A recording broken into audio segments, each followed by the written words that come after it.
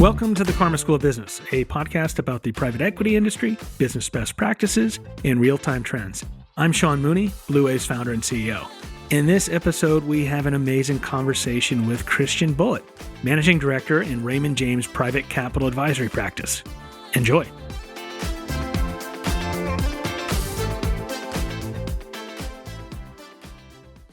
So I'm very excited today to be here with Christian Bullitt. Christian, great to be here with you. Sean, thanks for having me. Excited to be here. So Christian and I have known each other for a long, long time through various iterations of both of our careers. And this will be a fun one because Christian's got a perspective that I think most people in the private equity industry really want to know. And so we're going to be talking about the fundraising market and how what's the current now lens into how that world is evolving as PE firms kind of and this ecosystem matures and evolves, and then in a little bit about maybe where it's going. Does that sound like a good plan, Christian? It's a great topic. Everybody's asking about it. Anytime there's a bunch of PE firms together in a gaggle, this is almost always a conversation that is sheepishly asked between different people about how you doing? How you doing? And very humbling for many. Absolutely. But before we jump into that, Christian, and we've known each other for a long time, but let's introduce yourself to our broader audience here. So can you take just a few minutes here and share just a little bit about yourself, kind of how you came up in this broader PE industry, how you got to where you are now, and that will be a good platform for the discussions that we're having. Happy to, although my career path may not be able to be summed up in a couple minutes. I'll give you the abridged version. I always tell young guys when they reach out and they want to know how I got to the position I'm in, the first thing I say is mine is the least replicable path within the private equity environment. I started out in communications, actually, in a PR and advertising firm. I was never a finance guy, but I wanted to be in private equity. I figured that out pretty quickly. I started at a fund of funds, and then I got my break. I got a job at a private equity fund in Philadelphia to build their origination function. And it was a great fit and it was very successful. And I grew their origination function and ran it for 10 years. And then in 2017, I had the idea to move to banking, which was something that I'd never done as a young guy. But I moved into the sponsors role at Raymond James, which is where I am now. And I was in the sponsors team for 4 years, which is essentially the mirror image of what I was doing at my old private equity fund. And then I had a chance to move to our private capital advisory group, which is a new team at Raymond James. That's where I am now. This is the third and last leg, hopefully, of my career. I didn't know you actually started off in communications. And you and a number of our kind of mutual friends were kind of in some of the real OGs in the kind of the creation of the business development function within private equity as the industry matured. And that's when we came to know each other. And then what's really interesting about your career is you've now seen kind of like that holy trinity of the ecosystem in terms of the private equity side itself, the investment banking side, and now the capital advisory side. So that gives you, I think, a really unique lens into this world. I think so.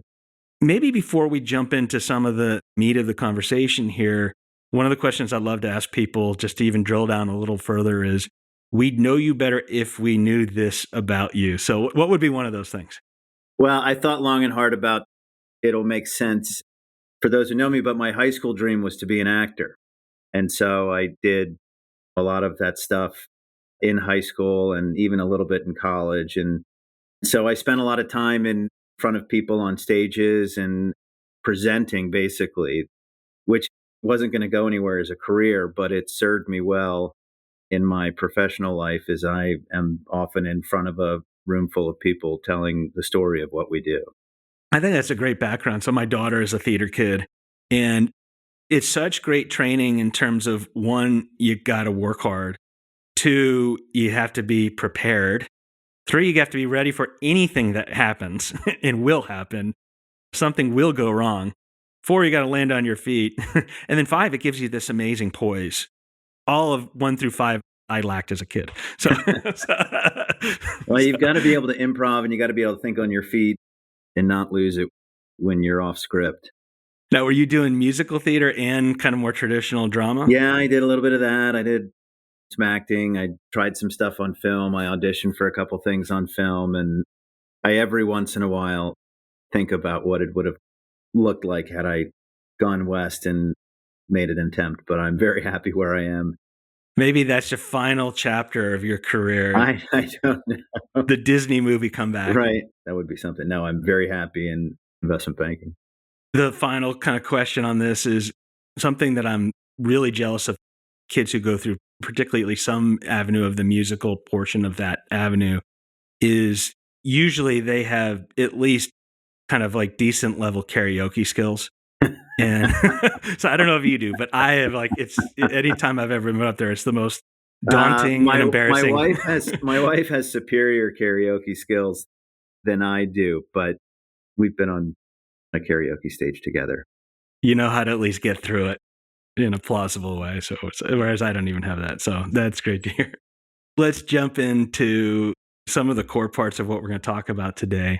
One of the things that I'm really curious to get your thoughts on, kind of given this triangle of experience that you've had, is going to the current now where you are, the capital advisory, the fundraising experience.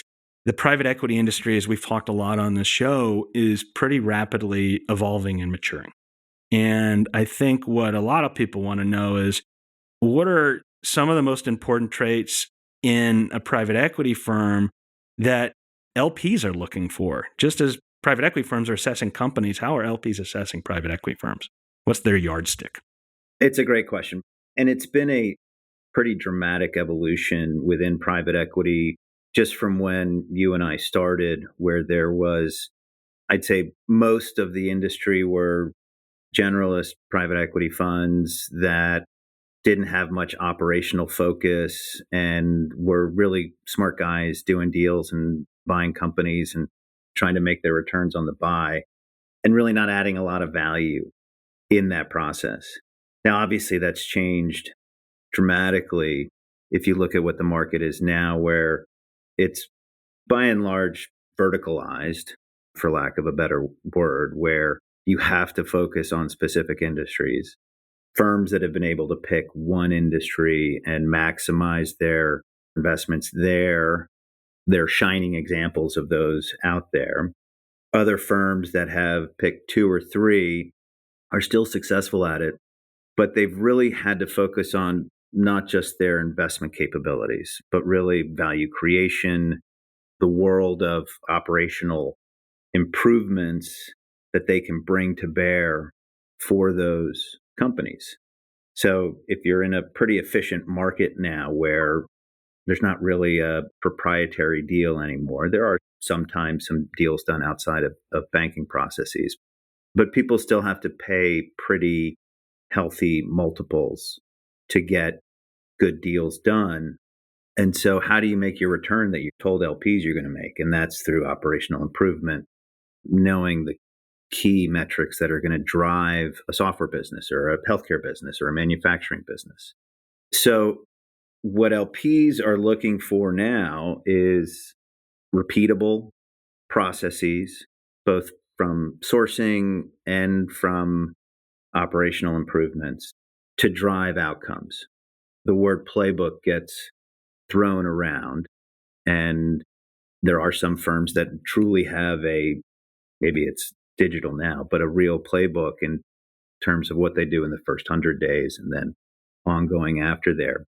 But most private equity funds, if they don't talk about their playbook, if they don't talk about how they improve their portfolio companies through operational focus, generally are at a disadvantage, if only because they're in stark contrast to those who do.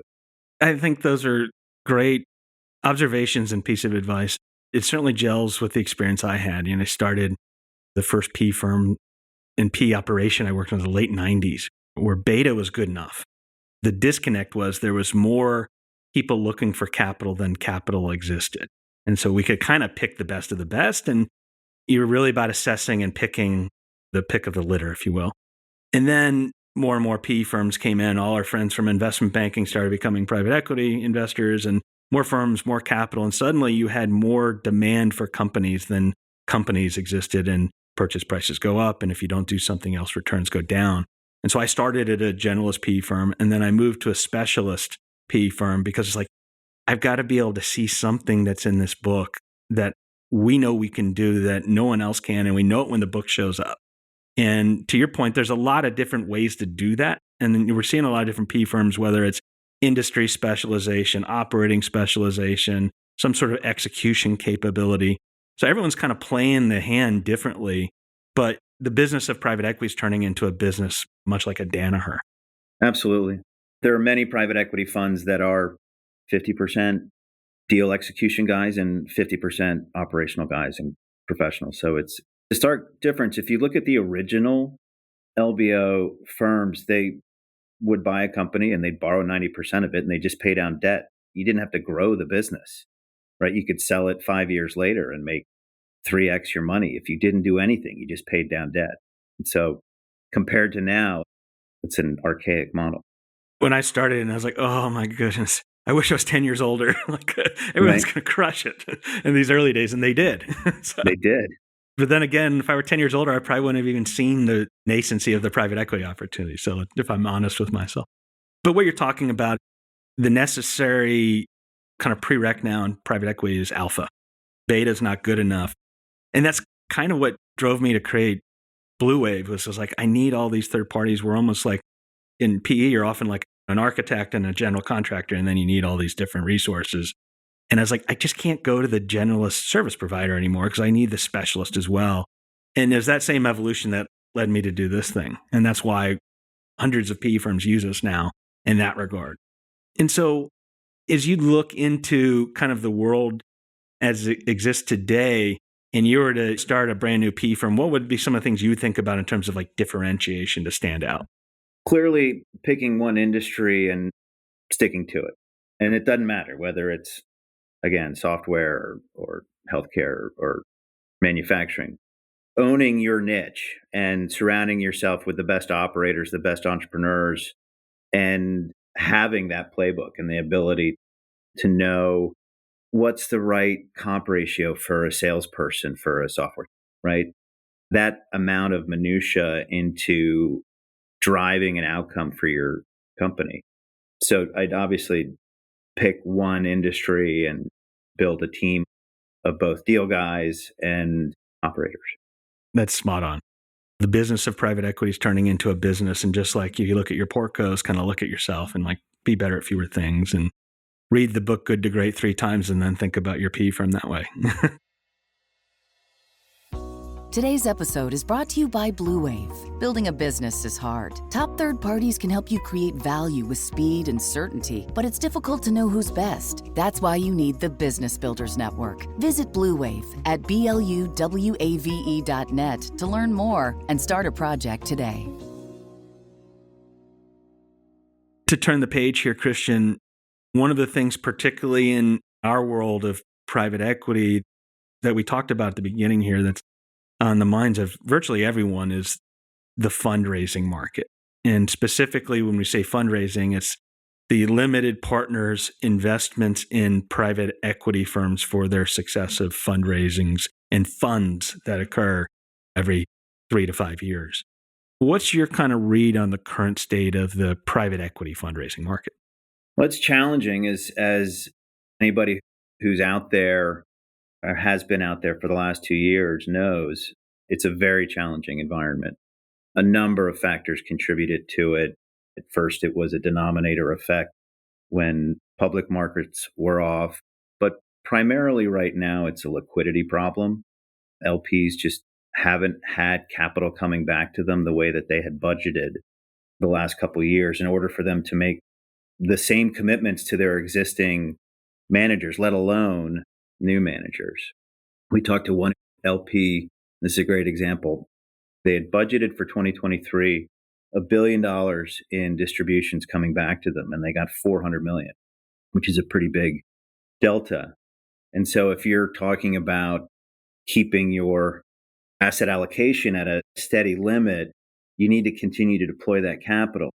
And you can't when there's no money coming in. Now, the reason there's no money coming in is because there's no M&A, but it's a very low activity historically of M&A relative to the 5 years preceding it. So it's a confluence of factors, but it's very, very challenging right now. I would say top performers, first quartile, top decile performers are not having any problems and will finish above target, and they can do it in under a year, which is the historical pace of fundraising prior to our current time. Everybody else, everyone who's second, third, and fourth quartile, it's a slog. We track the time from first close to final close, from launch to final close, and all of the metrics are at all-time highs. The bottom line one is it now takes 18 to 24 months for funds to get raised to completion. Wow, 18 to 24. That's a lot of meetings and a lot of time. It's a lot. And what ends up happening is you're doing deals along the way. So if you have a close at 50%, you have capital to start doing deals. So by the time you finish fundraising, you may be already 50% deployed or 55% deployed, and you've got to turn around and start thinking about it again. So there's this cycle that is right now damaging to itself in terms of how long it takes and the need to do deals to attract investors, and then how you end up back in market very soon. Yeah, the other thing we've been seeing, and I'm just curious if you're seeing the same, is that some really good firms, and there was also kind of a dissuasion away from kind of the lower and the middle market in favor of the large caps maybe a year ago. We've seen some other firms just say, we're going to close a smaller fund, put it to work faster, and then get back out when the time's better. Flat is the new up for sure. Most targets are revised or not really communicated. There's a lot of firms that would be happy with a flat or thereabout fund. There's no rule book that says you need to grow 20, 30% every year. And there's a number of funds that they're in the midst of a generational change in leadership, and there's questions around the capabilities of new teams where being flat is great. And maybe they take 2 or 3 years at flat and really demonstrate their abilities as a new team before they start increasing the size of their funds. That's the perfect way to go. Great. I'd love to maybe circle back a little bit on the fundraising and the liquidity effect. What's driving the fact that the LPs are getting fewer dollars returned in this market? So that's the M&A market. So that's one part of the flywheel is M&A market has dropped considerably from 3 years ago when things were at record highs. There's still a very large delta between expectations on both sides of the table. A lot of deals were done at frothy multiples in the last 5 years, pre-2022. And so their owners are not ready to move on where they think businesses should be priced, and buyers aren't willing to stretch the way they used to pay these multiples. I talked to one of our bankers recently and said, there's no credit given for forward revenue. It's just what's your revenue now, what's your profitability now, what's your EBITDA now. That's where we are. Whereas 4 years ago, you were getting pro forma 2025 revenue fully adjusted. You were buying the business off of that. That's not happening anymore. So there's a very big slowdown on the M&A side. And even if everybody said, okay, well, I'm going to pay a little bit more and I'm going to sell it for a little bit less, it still takes another 9 months or a year for that capital to get back into LP's hands once you go through a process and HSR. And then it finally comes back to LPs. Then they've got to make their current commitments before they start thinking about new commitments. So we're not close to being back to the good old days. And that makes sense. And as you think about there may be some coming in at higher multiples, the economy has been, well, not in a maybe classic recession where every measure is down, but I think a lot of the economy globally has been. There's been headwinds. And as you think about a private equity firm, the LP's perspective, and I think certainly pundits in the industry are like, why don't you just start selling? And as a collective, sure, it makes sense. Like all of private equity should just start selling. But individually, their behavior is pretty rational. They're like, we only get one chance to sell this asset. And we only get one chance to get carried interest on that. And so, yeah, we think everyone else should sell, but we're going to grow into this thing because we only get one shot at it. And so Right. It's everybody else who's going to break, not us. We're very disciplined. Something does have to give. If you look at the overhang, the number of companies owned by private equities, it's only growing. And if you look at the overhang of capital to be deployed, it's only growing. And at some point, that dynamic has to change. at some point, yeah, the drumbeat from the LPs it has to be heard, and people are going to have to sell suboptimally. And that's what happens in a market correction and what used to happen every 6 to 8 years, but we had this 15-year mega cycle. And it's all built up. And it's not just that they have to sell suboptimally, they have to deploy capital. You talk to funds who are like, we're very disciplined and we haven't done a deal in a year. But that's not really what they're paid to do. They're paid to put capital to work. And so those funds that sit out for a long period of time have their own problems later on. Well said as well. Their job is to buy and sell throughout cycles. And I guess the one bit of hope that we'll find and see how this plays out, in the second quarter of this year in 2024, we just published our quarterly insights deck on the PE industry, and we saw a pretty marked surge in due diligence activity by private equity firms looking to buy new companies, which also, on the flip side, it means there's also a lot of companies that are being sold. Yeah, that's a great indicator. And when they call us, they're spending real money on real projects. So it's fingers crossed, and we'll see if there's still room for pencils down, but we're starting to see the green shoots coming up from the ground. This too shall pass. It always does. It always has. All the cliches, it's darkest before dawn. I think it's on the uprise. So when this opens up, deals start going, what's the leading indicator for you that you look at? Okay, the fundraising market should start coming back. Maybe not back to peak boom times, but to a more new normal. And which types of PE firms will start getting kind of brought back into that adjustment? I think you're already seeing some adjustment in the U.S. market in terms of where they're deploying the capital that they do have available. You're seeing a pretty demonstrable shift in focus from middle market private equity, which you would define as over sort of $1.5 billion, to lower middle market.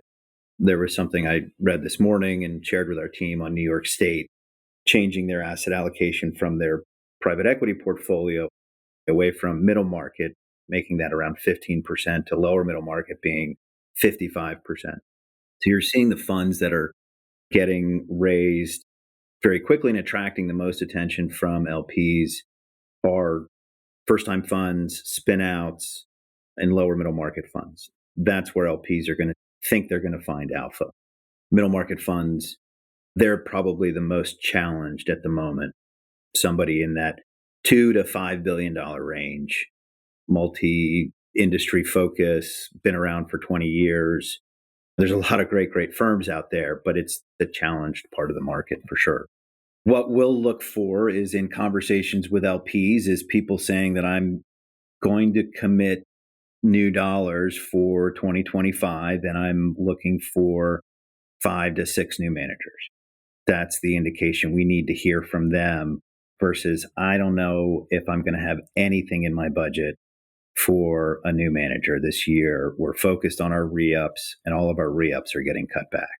That's what we've been hearing.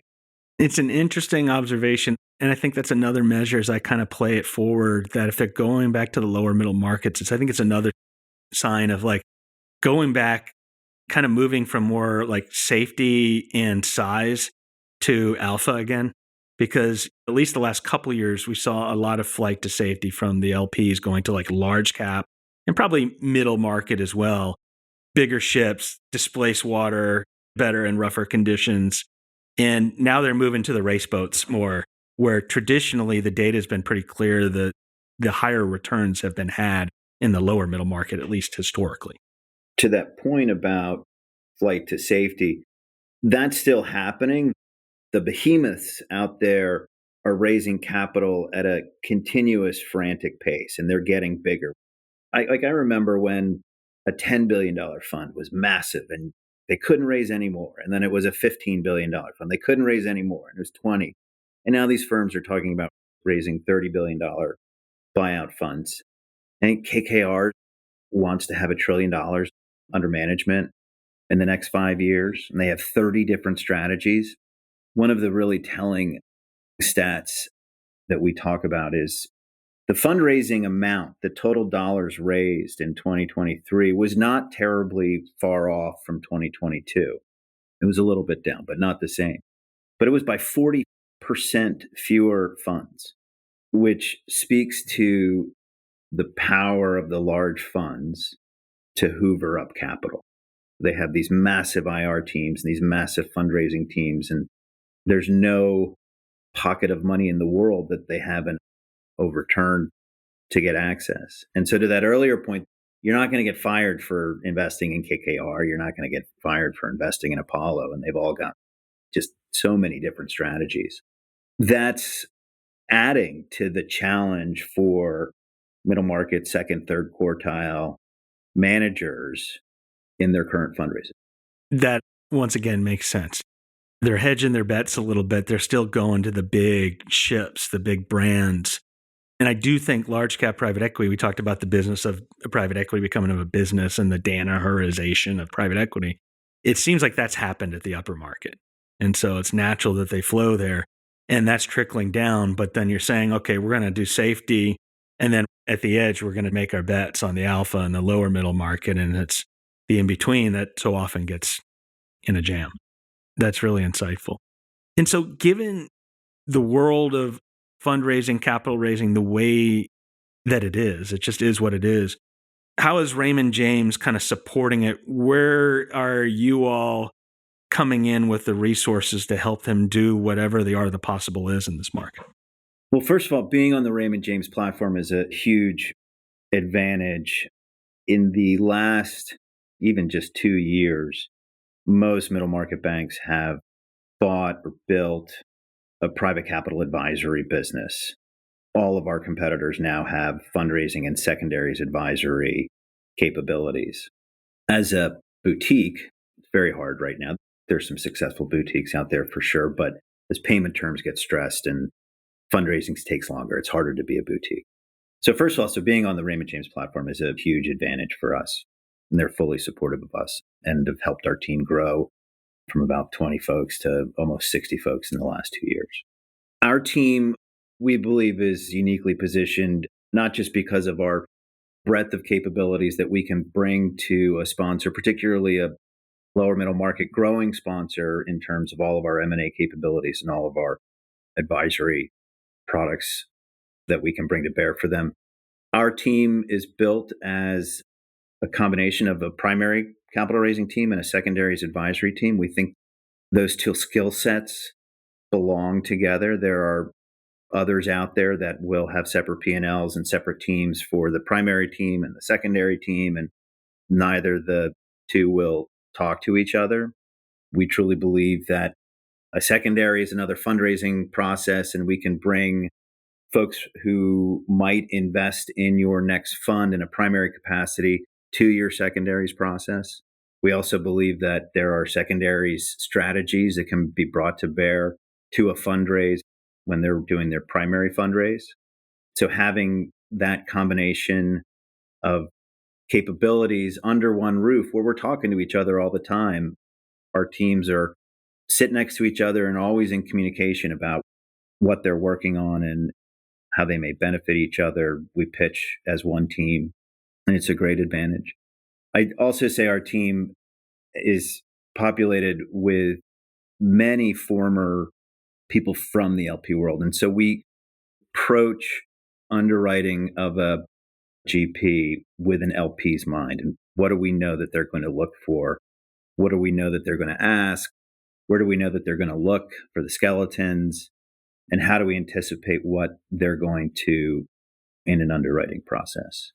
Those are really the two outstanding ones. If there's a third one, I'd say that our playbook for raising capital in the private wealth channel is something that's very differentiating.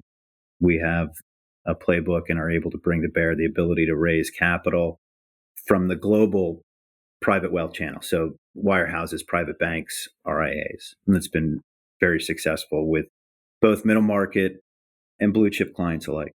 And for our P kind of partner listeners, I really appreciate your approach there. One, it's you're bringing kind of an all-weather strategy, and I like how you don't disconnect primary and secondary.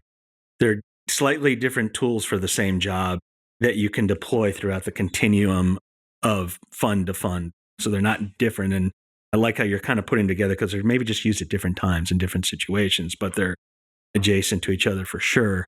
And bringing in former LPs is really good because you've got the voice of the customer that's resident in your business. And then lastly, we all know that high net worth, down to like normal mere mortal high net worth, they've done well, but it's not just the billionaires, are absolutely trying to get into private equity because of the alpha it brings to their own portfolios. And so having access to that is really, I think, helpful in showing where the market's going. There's really a proliferation of multifamily offices now as a result of the tremendous wealth creation over the last 20 years. But there's a lot of multifamily offices that adhere to an institutional asset allocation model. And so it's not just 60% equities and 40% credit, it's 30% alternatives. And 20% of that may be private equity. And so there's much more appetite for these funds in a portfolio that used to not have space for it. And I think that's right. And it's only going to get more so in the days ahead. So having access to that is a real advantage. Hey, as a quick interlude, this is Sean here. Wanted to address one quick question that we regularly get. We often get people who show up at our website, call our account executives, and say, hey, I'm not private equity. Can I still use BluWave to get connected with resources? And the short answer is yes. Even though we're mostly and largely used by hundreds of private equity firms, thousands of their portfolio company leaders, every day we get calls from everyday top proactive business leaders at public companies, independent companies, family companies. So absolutely, you can use this as well. If you want to use the exact same resources that are trusted and being deployed and perfectly calibrated for your business needs, give us a call. Visit our website at bluwave.net. Thanks. Back to the episode. As we kind of bring our conversation here towards kind of the final chapter here, one of the things that I think you and we both appreciate is successful people are usually liberal borrowers of other people's insights and perspectives that have been earned the hard way. So, certainly I have, I'll say. Like, if my life were up to me alone, I would have been in a lot of trouble. So I very generously borrow from others through reading and being a benefit of others recommending books to me, and then I try to Frankenstein myself with all of this. I'm curious, what's maybe one of the books that has made an impact on you and some of the takeaways? The one I just finished, and everyone in finance should read this, is The Fund. I think the author's name is Aaron Copland, and it's about Bridgewater Associates in Connecticut, the largest hedge fund. It is a very eye-opening and harrowing tale of what their culture was like. Our leader, our group head, the woman who founded the business that Raymond James acquired, her name's Sunaina Sinha, she worked there and she experienced that unique culture firsthand. And it's very much reflected in the culture that she has in her team now, which has gotten quite big. I'll say it's without a doubt the best culture that I've ever worked in professionally. Lots of great things about my former colleagues, but this is by far the most team-oriented and team success-focused culture that I've ever been a part of. And it was clearly evident that a lot of that is a reflection of the craziness of Bridgewater Associates, this very successful but very chaotic culture at that firm. It's wild. I can't even begin to start describing the stories of what happened there. There's some debauchery, but it's more about the internal culture of feedback and watching everybody else. I can't even begin to describe it, but it's wild. It's a great read. It's not super long. And I recommend a lot of managers of people should read it. It's really interesting. So before moving to Nashville, when we started BluWave, I lived in Darien, Connecticut. And so there's a lot of Bridgewater people in and around that area because Westport is just right up I-95. And there's so much intrigue. It's also a culture where they don't really talk about it. They're not allowed to. so I was like, what's it like there? And at one point I was even recruited. He's like, do you want to come work here? And I'm like, I don't know. I've heard, but I don't know what it's about. So I didn't really go far. But they've been tremendously successful, but there's certainly a lot of intrigue about how it works. So I'm extremely curious to read this book to get kind of that inside lens because it's so much that's just been kind of confidential. It's wild. That's all I can say. And what is it about your culture here that it sounds like it borrowed some of the tenets, but not all, at Raymond James in your group that you think really works in terms of that pivot? We recognize that it's a team sport. It's not an individual sport. I can originate and find as many great GPs, but I'm not the one raising the bulk of the money, or I'm not the one executing the deal. And we have this very large project management team. They're all very talented people. They're just ninjas about process and scheduling and moving a very large process along and keeping a lot of distribution and sales folks up to speed on what's happening. It's a fully team approach. That is the first thing you learn, is that there's no room for people who want the spotlight solely on themselves.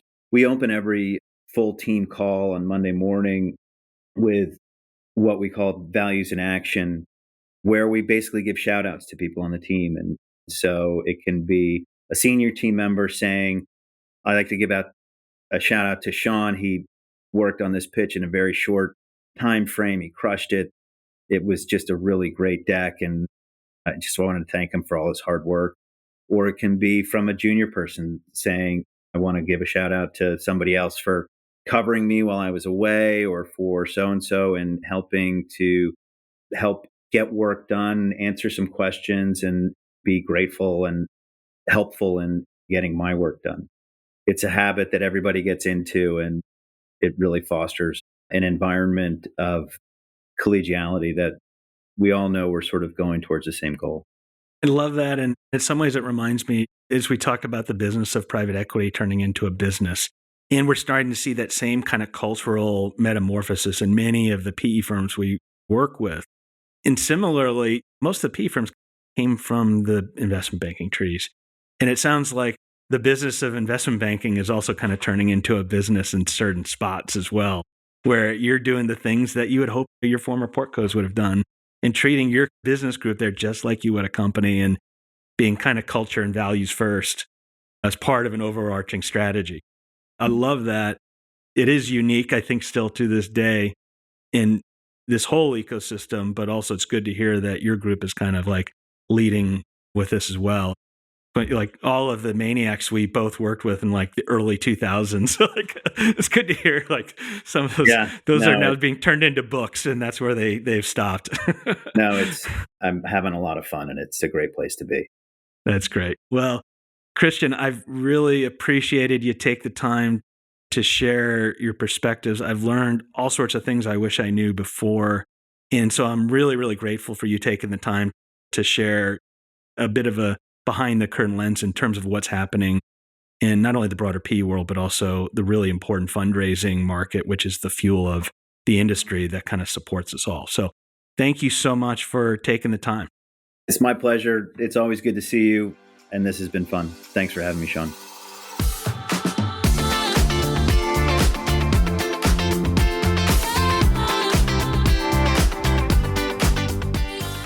That's all we have for today. Special thanks to Christian Bullitt for joining.